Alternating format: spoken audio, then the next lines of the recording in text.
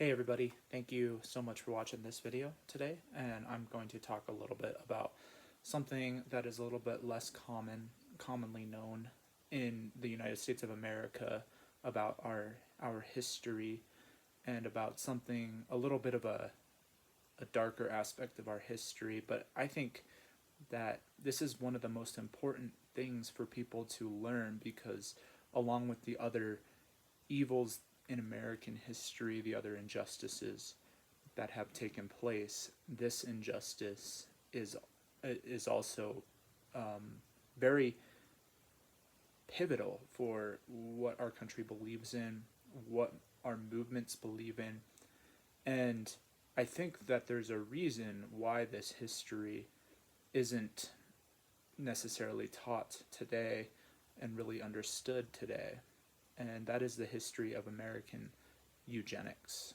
as the history of the push towards the American elite class of the early 20th century to create a master race and a white Nordic supremacy in the United States of America. And this wasn't just, your Southern Confederate flag waving racist people who were wanting to go and hunt down black people. This was the high ups, the elite class, the people who were considered they were considered intelligent scientists, philosophers, powerful people, the affluent.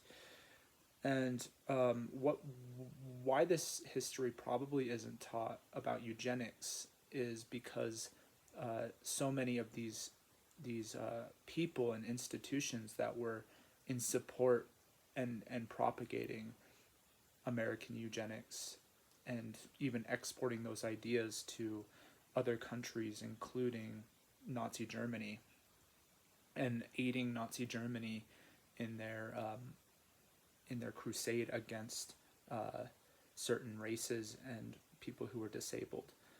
The reason why we don't talk about that is because it is very controversial, because our modern society is deeply rooted in some of these institutions and philosophies. Because and you hear me say this a lot, but this was all created through progressive ideology in the early 20th century. Progressivism was what gave rise to, well, progressivism and other systems of thought, such as Darwinism. In fact, eugenics was a theory that was generated by Francis Galton, who was Charles Darwin's cousin.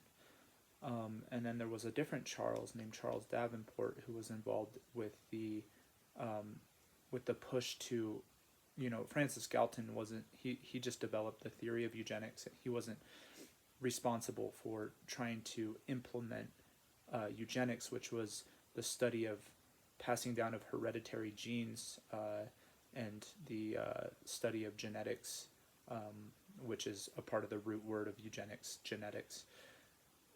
He was studying these.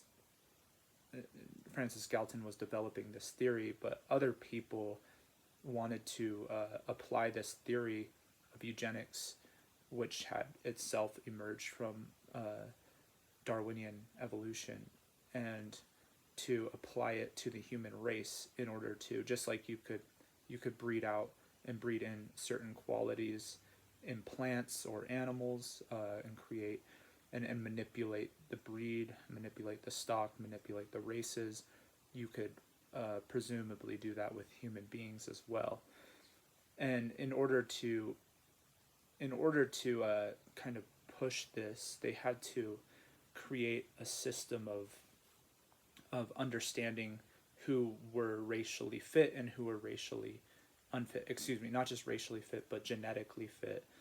It wasn't just race; it was also measurements of intelligence and physicality and other measurements, which the tests that they did to figure out if people qualified to be racially or physically or mentally fit were often arbitrary.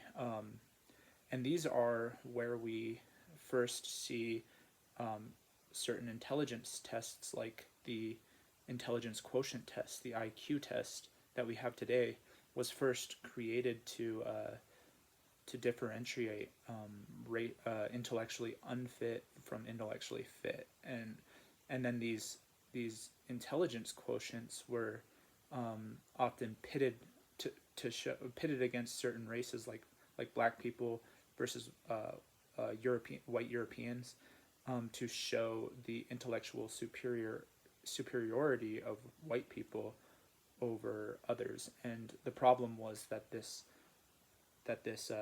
intelligence quotient test was using certain criteria that just people who weren't culturally acclimated to this type of culture, like who weren't up to date with Broadway, who weren't up to date with the magazines or the advertisements, would not have known many of the answers to these tests. These were often just cultural questions. And so if you were, a Eastern European Jew or a immigrant from Italy or Ireland, you were not going to know who this Broadway star was, or what this magazine was, or what kind of flour was sold the most in America. You're not going to know these things, even though you will have knowledge in your respective field. And so the SAT test was also another test that used these questionable assumptions, basically, assuming that anybody who fails these tests are feeble-minded and unfit. And so this, of course, this started out as a pseudoscientific theory that was propagated by certain men and women in the elite class. But just like anything else, it started to gain traction the more it was propagated, and to the more powerful people that it was propagated to, as they started getting a hold of this idea, they would start donating and funding to the really the push to create a master race of intelligence and superiority. So if you think about it, 20, 30 years before Hitler was creating his master Aryan race, or trying to, in America, we were trying to create the master Nordic race, and we were pushing towards Nordic supremacy. And so that's the story about white supremacy that's not often taught in America, is that while you had the evil that was being done to the black community, you also had this push towards eugenics that emerged from pseudoscientific theory. And what they did was they would try to well, they didn't try, they actually succeeded in sterilizing, compulsory sterilizations for people who they deemed racially unfit, physically unfit, mentally unfit. And this carried out for a long time. And so once this gained traction, even some of the philosophers who had pushed for this, some of the intellectuals in the elite class who had pushed for this wicked measure, they recanted and reformed their ideas, and recognized the error of their ways. But it was already too late. This was already emerging into society. And so it shows you how these ideologies can gain traction, and even people who start to propagate them, like Francis Galton, probably didn't even imagine that his philosophy would lead to so much chaos and so much evil, to sterilize people and to try to create this master race. Like, it wasn't him who was fully responsible for all this just by generating his theory, but it shows how ideas and ideologies can gain traction and start to fuel the fire of a society that's bent on elitism, that's bent on creating a social elite class, a racial elite class, or an intellectual elite class. And it's all based on certain cultural criteria. And so I would suggest, and I think that it's not far from the truth, that the modern age is still trying to shape certain ideas and push for elite class. And often what they're using is they're using the guise of science They're saying that this is the science. You don't argue with the science. This is the right way. This is the correct way to think. And if you think outside of these bounds, that is because you are narrow-minded. You are feeble-minded. So a lot of the accusations for Christians today is that we are narrow-minded.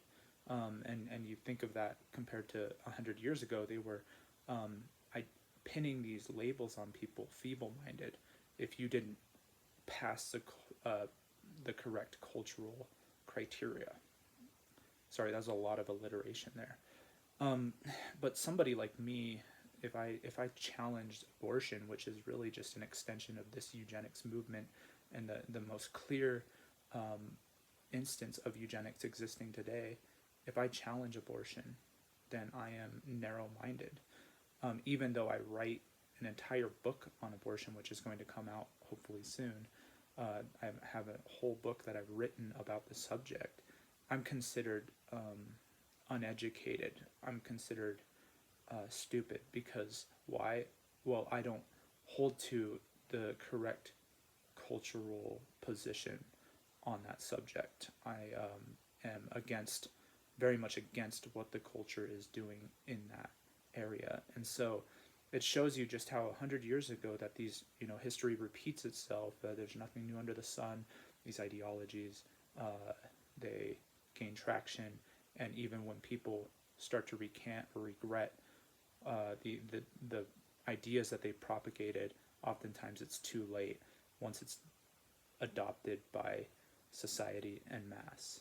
So anyways, I hope this video, I'm going to end it here. I hope this video was helpful for you. If you learned something today from this, subscribe to my videos, and share this with somebody who doesn't know this history. I'm going to move my camera really quick and show you this. I learned a lot of this from this book called The War on the Weak by Edwin Black. And as I'm reading it, I'm realizing that it's probably one of the most important works in that we need to be reading right now. This is a well-documented book, well-researched, bulletproof, and it's just shocking as I'm reading through it. I'm shocked by the information, and I'm also shocked about the similarities between that and what's happening now. It's just jumping off the page. So anyways, I'm going to end it here. Thank you for tuning in. God bless you.